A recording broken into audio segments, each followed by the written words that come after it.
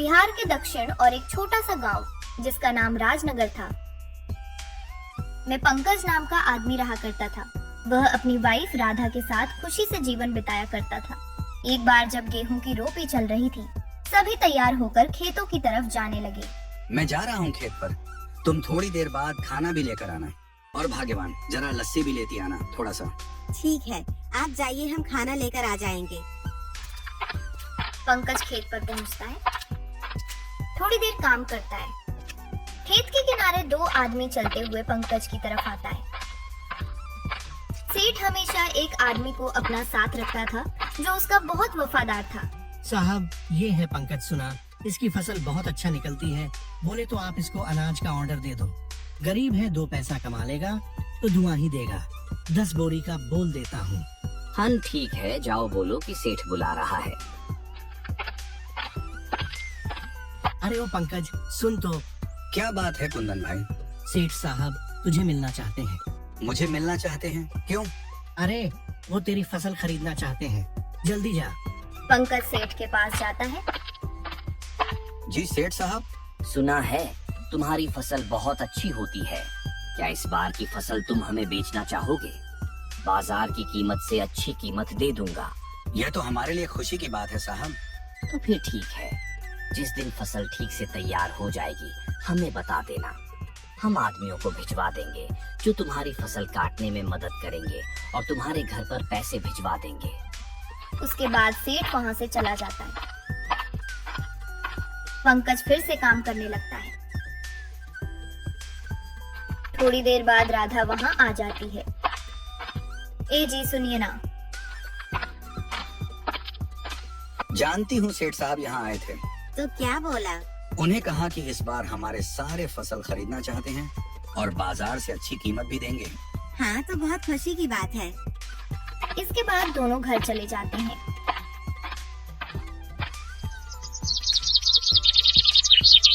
रात को पंकज सो जाता है। शाम को जब पंकज जागता है तो घर के आंगन में लगी क्यारी से टमाटर निकलता है। मैं ये टमाटर बेच कर आता हूँ। ठीक है, जाइए पर समय से आ जाना, रात होने से पहले। ठीक है। बाद मंडी में सब्जियां बेचकर वापस आते वक्त एक मछली के थैली के पास। मछली कैसे दे रहे हो भाई? पंकज सुनो, तुम ये एक ही मछली बचा हुआ है, ले जो 150 रुपए में। मुझे जरा जल्दी घर जाना है।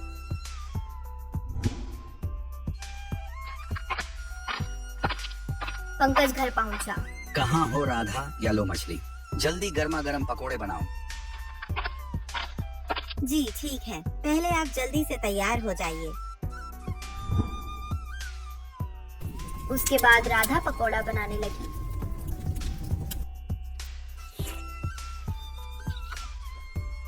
वाह, तुम्हारा क्या जवाब? नहीं, क्या पकोड़े बनाई हो, मजा आ गया, उसे बहुत मजा आ गया।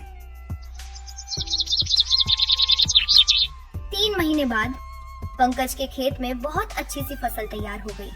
हम जा रहे हैं फसल काटने। सेठ का आदमी क्या होगा?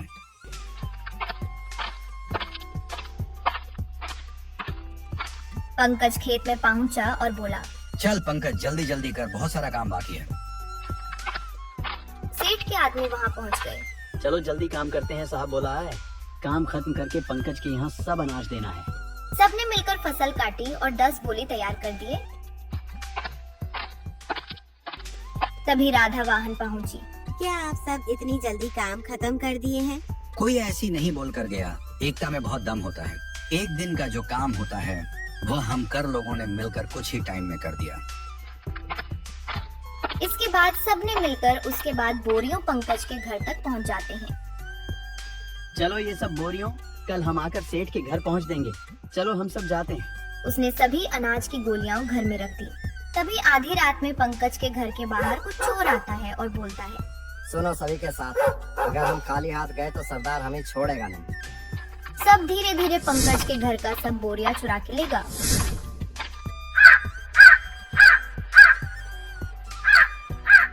अगली सुबह पंकज की बीवी पंकज को उठती है। उठिए ना, जल्दी देखिए क्या हो गया। क्या हो गया राधा, जो तुमने सर घर पर उठा लिया? खुद ही देख लीजिए। जब घर के गोदाम में जाकर देखा तो सभी बोरी चोरी हो चुकी थी। हमारी सारी अनाज की बोरी चोरी हो गई। हे भगवान, ये क्या हो गया? सेठ के आदमी आते ही होंगे। हे भगवान, मैं तो किसी के साथ बुरा नहीं किया, पर मेरे साथ ऐसा क्यों? पंकज घर के बाहर बैठ जाता है और पंकज के आंख से आंसू टपकने लगता है।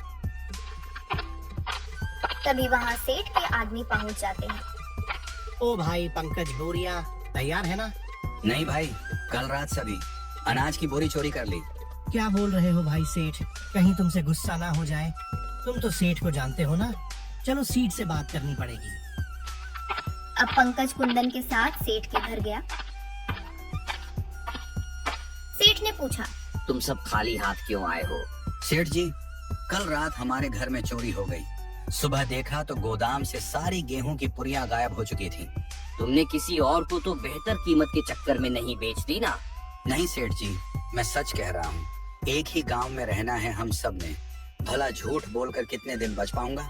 ठीक है, लेकिन अगर मुझे पता चला कि तुमने किसी और को दिया है, तब देखना कि मैं क्या करता हूँ। शाम के वक्त खाना खाने बैठे हुए। लेकिन हमारा घर मुश्किल से चल रहा है। घर के भी हालात ठीक नहीं है। हमारा गुजारा सिर्फ सब्जियां बेचकर नहीं हो सकता। पहले तो गेहूं बेचकर हम अच्छे खासे पैसे कमा लेते थे, जिससे साल भर थोड़ा थोड़ा करके घर चल जाता था। अब हमें अगली फसल के पकने तक इंतजार करना होगा। आप बताइए ना, ऐसे कैसे घर चलेगा? मैं जानता हूँ, लेकिन मैं क्या करूँ, समझ नहीं आ रहा। अचानक पंकज थाली में रखा समोसा चटनी के साथ खाने लगता है। अरे भाग्यवान, समोसा! क्या मतलब है? मैं आपको समोसे की तरह देखता हूँ। आप मेरे बारे में ये सब सोचते हैं कि हमारी समस्या का समाधान समोसा है। कैसे जी? मेरी बात सुनो ध्यान से। तुम समोसा बनाना और मैं लोगों के घर जाकर बेचूंगा। पहले लोग हमारे समोसे का स्वाद लेंगे। अगर उन्हें पसंद आया तो वे खरीद लेंगे। अगर पसंद नहीं आया तो? अरे कैसे नहीं आएगा, मेरी राधा ने जो बनाया है। उसके बाद राधा समोसा बनाने लगी। पंकज चल पड़ा समोसा बेचने। पंकज गांव-गांव जाकर एक घर के पास रुका। कोई घर पे है क्या? अरे पंकज भैया, आप यहाँ कैसे? मेरी पूरी अनाज चोरी हो गई और बेचने का काम शुरू किया है, इसीलिए घर घर जाकर बेच रहा हूँ। समोसा खरीदना चाहेंगे?